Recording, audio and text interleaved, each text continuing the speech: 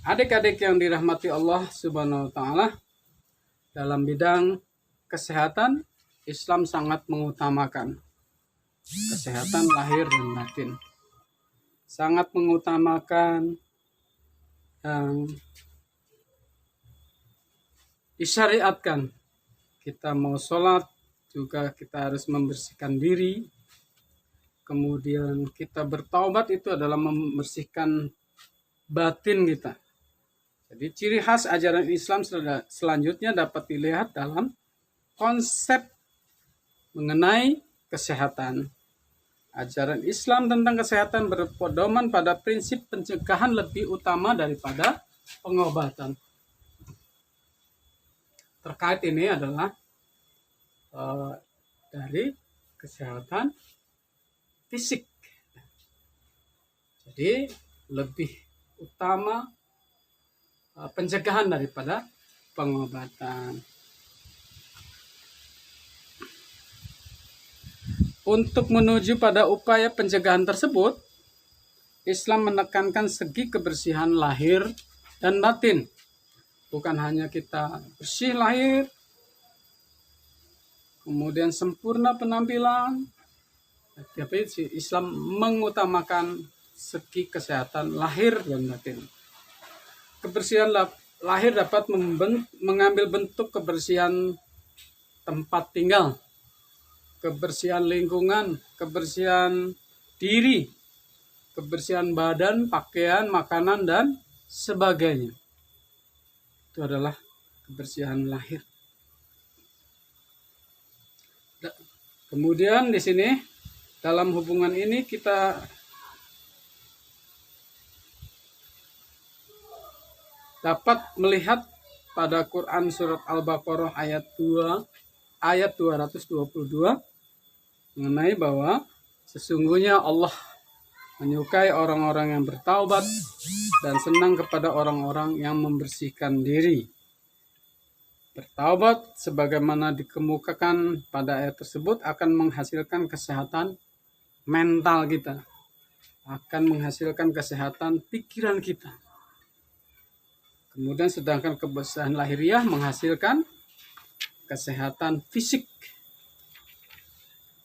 Jadi dalam hal kesehatan tentu Islam itu sangat mengutamakan kesehatan.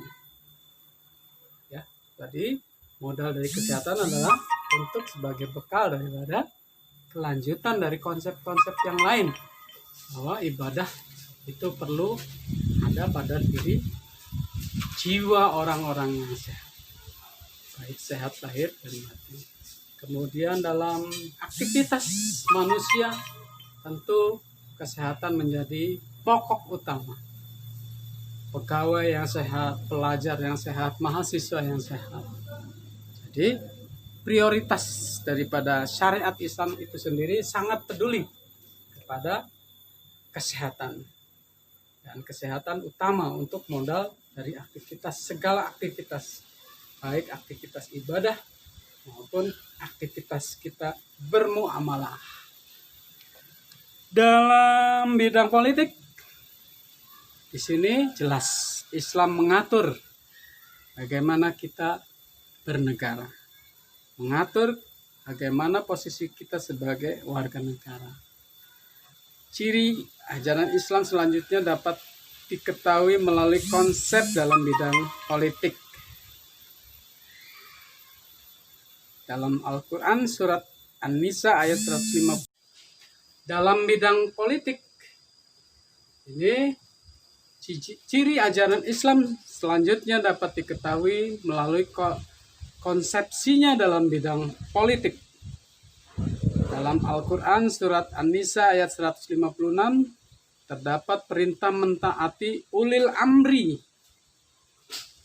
yang terjemahannya termasuk penguasa bidang politik, bidang pemerintahan, dan negara. Dalam hal ini Islam tidak mengajarkan ketaatan buta terhadap pimpinan. Islam menghendaki suatu ketaatan kritis, yaitu ketaatan yang didasarkan pada tolak ukur kebenaran dari Allah Subhanahu wa taala. Jika pemimpin tersebut berpegang teguh pada tuntutan Allah dan Rasul-Nya, maka wajib ditaati. Sebaliknya, jika pemimpin tersebut bertentangan dengan kehendak Allah dan Rasul-Nya, boleh dikritik atau diberi saran agar kembali kepada jalan yang sesuai dengan konsep yang benar, dengan cara-cara yang persuasif. Dan jika cara tersebut juga tidak dihiraukan oleh pimpinan tersebut, boleh saja untuk tidak dipatuhi. Masalah politik ini selanjutnya berhubungan dengan bentuk pemerintahan. Dalam sejarah kita mengenal berbagai bentuk pemerintahan seperti republik yang dipimpin oleh presiden, kerajaan yang dipimpin oleh raja, dan sebagainya. Islam tidak menetapkan bentuk pemerintahan tertentu. Oleh karenanya, setiap bangsa boleh saja menentukan bentuk negaranya sesuai dengan konsep masing-masing. Namun yang terpenting di sini pemerintah tersebut harus digunakan sebagai alat untuk menegakkan keadilan. Jadi pemerintah yang benar adalah sebagai alat untuk menegakkan keadilan, kemakmuran, kesejahteraan, keamanan, dan kedamaian, serta ketentraman masyarakat. Itu saja, cukup. Kalau masyarakatnya sudah diperlakukan secara adil, kesejahteraannya terpenuhi, kemudian makmur, insya Allah negara akan menjadi negara yang diridhoi Allah Subhanahu wa taala. Baldatun thayyibah wa rabbul ghafur, negara yang diridhoi Allah Subhanahu wa taala. Karena tujuan daripada pemerintahan, tujuan daripada kenegaraan, negara adalah untuk semata-mata untuk kepentingan rakyat yang ada dalam wilayahnya.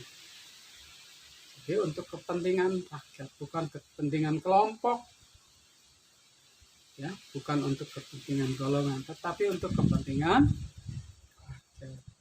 Dan itu sesuai dalam konsep Pancasila yang kelima, keadilan sosial bagi seluruh masyarakat Indonesia. Kita harus terapkan konsep Pancasila itu luar biasa, sempurna dan bagus.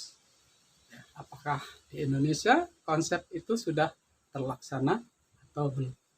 Jadi kita harus selalu kritis dan kita harus mengikuti sebagai warga negara, harus mengikuti politik. Kita harus paham tentang politik. Karena di situ ada kebijakan-kebijakan yang ditujukan untuk masyarakat banyak. Kemudian dalam bidang pekerjaan, karakteristik dalam bidang Islam dalam bidang pekerjaan lebih lanjut dapat dilihat dari ajarannya mengenai kerja. Islam memandang bahwa kerja sebagai ibadah, sebagai pegawai, sebagai guru, sebagai ustadz, sebagai pedagang, sebagai petani, ya, sebagai apapun, sebagai kuli, sebagai buruh, itu adalah pekerjaan yang memiliki nilai ibadah. Karena apa? Untuk memenuhi kebutuhan hidup.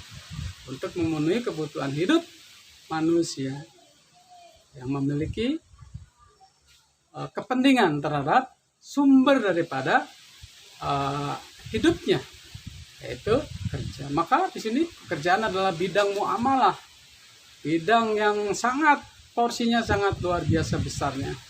Banyak orang yang bekerja dari pagi sampai pagi lagi, dari malam sampai malam lagi, ya. Jadi porsi daripada muamalah terkait dengan pekerjaan itu porsinya sangat tinggi.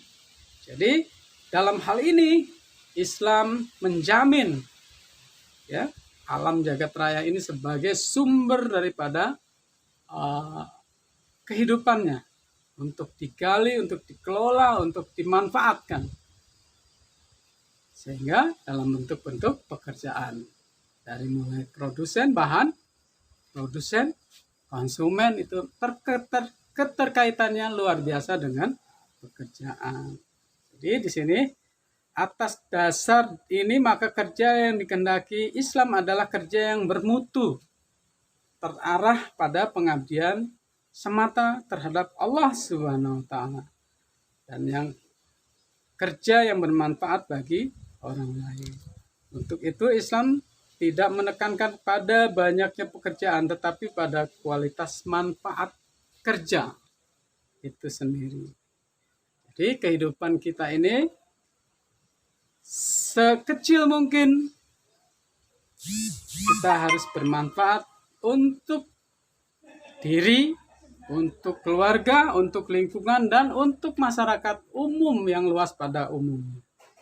Jadi bukan kalau kita tidak bermanfaat buat konsep-konsep itu, maka kita seperti pohon yang sudah mati, tidak ada manfaatnya. Kita harus memiliki manfaat buat orang lain, buat diri kita, buat keluarga, buat saudara, buat teman, buat masyarakat.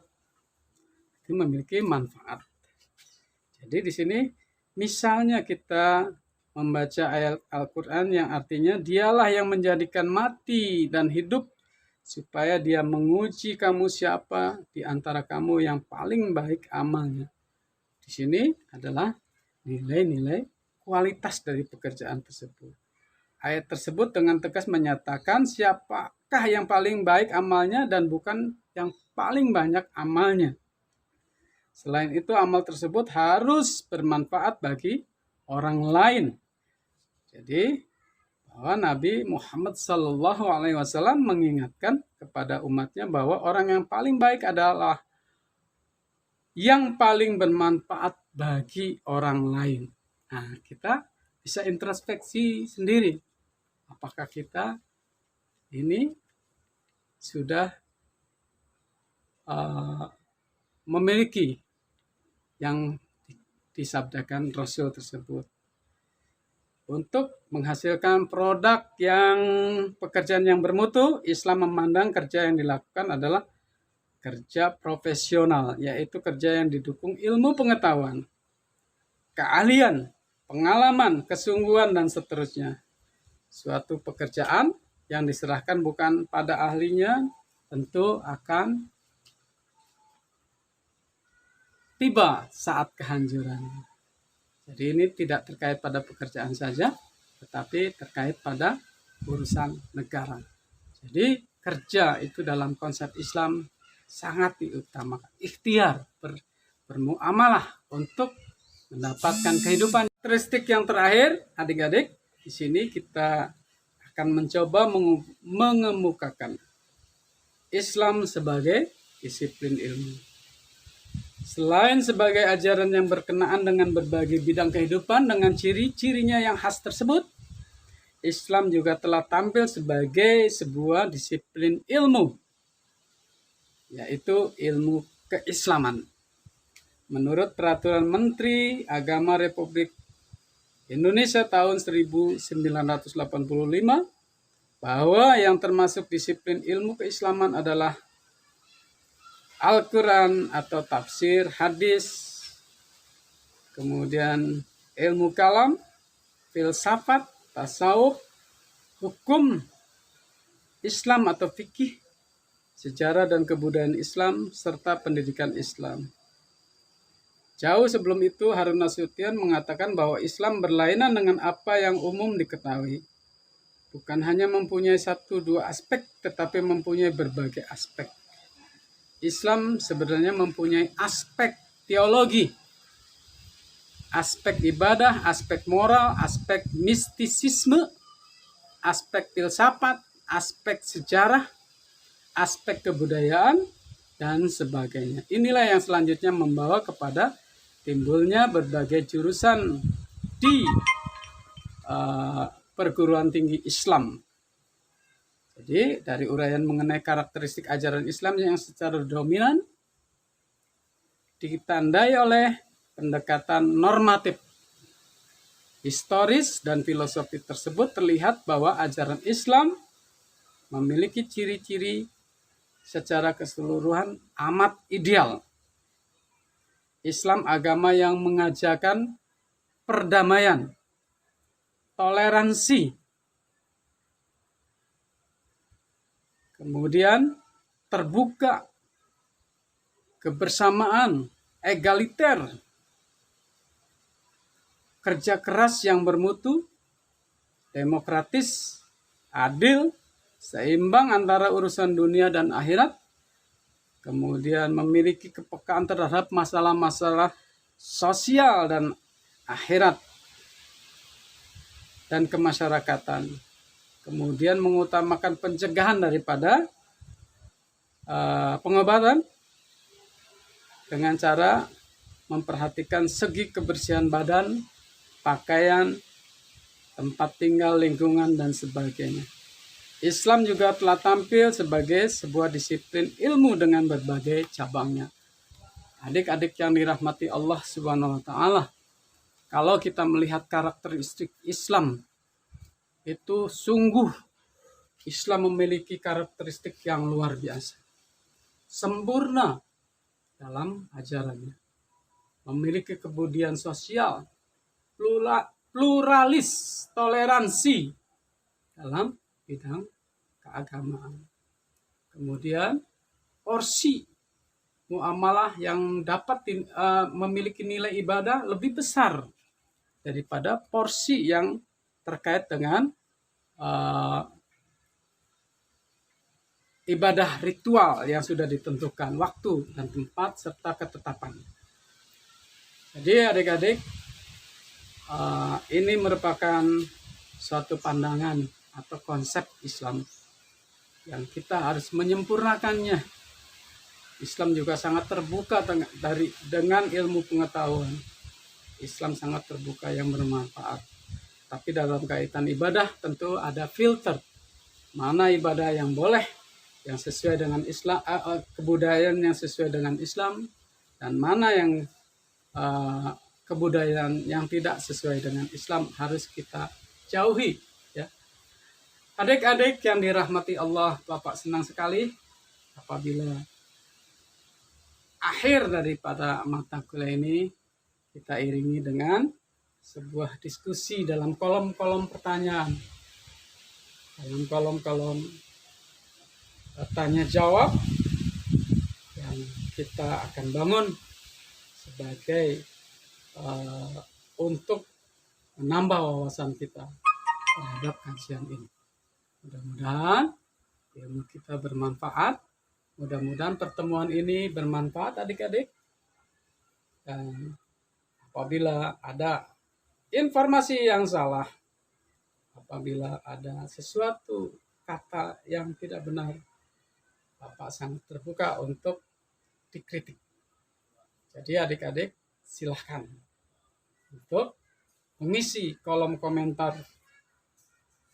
Dan kita mudah-mudahan Allah Subhanahu wa Ta'ala selalu melindungi yang dirahmati Allah Subhanahu wa Ta'ala.